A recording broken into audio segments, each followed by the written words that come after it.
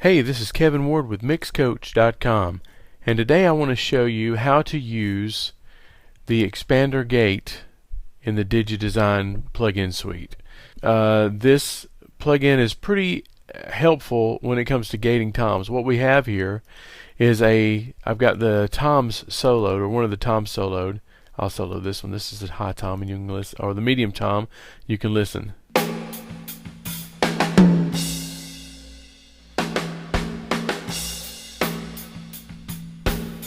Now, that's not a problem within itself. Sometimes I like to have a little leakage, but if you want to completely gate out the drums, or let's just say that you've got too much snare drum in there and you want to gate it out, the problem happens when you try to get this.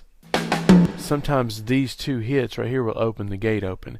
What I want to show you today is a trick using the side, not the side chain, but the filter on this gate here to make it come open right. Okay, so I'm going to pull it open, the expander gate 3 in the DigiDesign suite. Now listen to the result of it. It's not very impressive, and I'm going to show you how to set it up.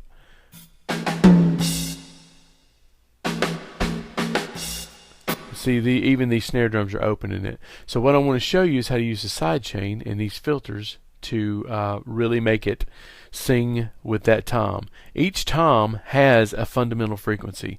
This one, doom, is right in there, which is around 250.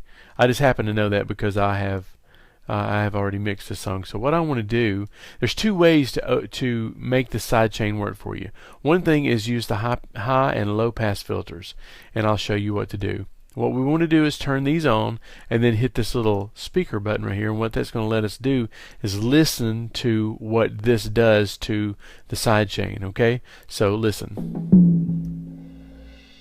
I'm going to put this in a loop so that we can hear it okay. You see how I'm filtering this out? You can see how this would come in handy if, say, a kick drum was opening a snare mic. You could just filter the lows out by running the high pass filter, and then the kick drum would be, it wouldn't open this because all the lows would be filtered out of the sidechain trigger. What I want to show you on the tom is how to find the fundamental frequency of the tom to actually key the gate open. Okay? Now, we could do the filters here, but what I want to do is this little notch here on both channels, and I want to set it to around 250, and I'll let you hear why I want to do that. Okay, I'm going to turn both of these off. Now keep in mind we're listening to the sidechain. Now I want to turn these on. Now see, we're accentuating the doom, that note, the fundamental frequency of that tom. Okay, so listen. And what I'm doing is on both highs and lows, I'm accentuating the fundamental frequency, which is 226 hertz or so, right around there. You don't have to be scientific about it, but you'll notice that it'll get noticeably louder.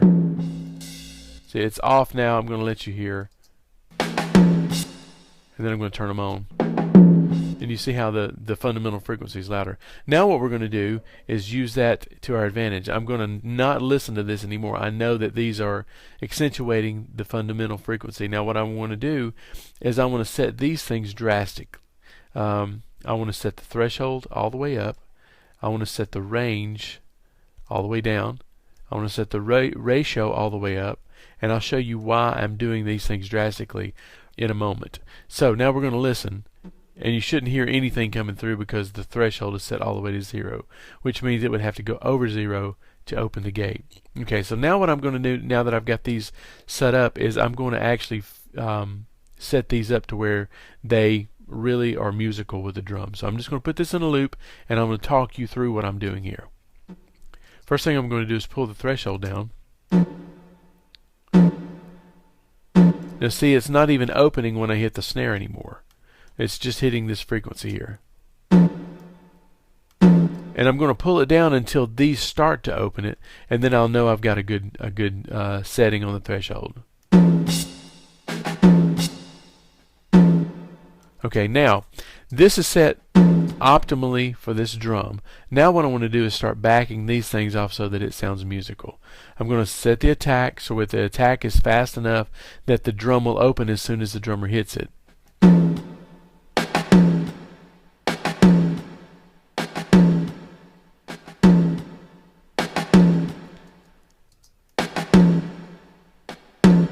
Okay, let's run the threshold back up there just a little bit so that the snare drums are not opening that. The attack evidently had something to do with it.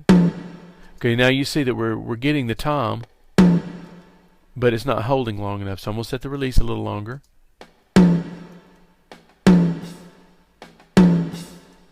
And set the hold just a little longer. Okay, it's starting to sound a little musical now. Now what I want to do is decrease the range a little bit so that, because you wouldn't want just the drums coming out of nowhere. I'm going to listen to a part of the track where there is no tom, there's just only snare. So now that's as effective as no gate right there. So I'm going to pull this down.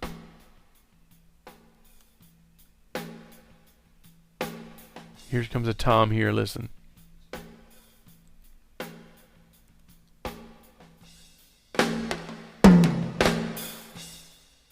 Okay, sounds like this is opening the tom too, so let's set the threshold so that that doesn't open it. Set the threshold.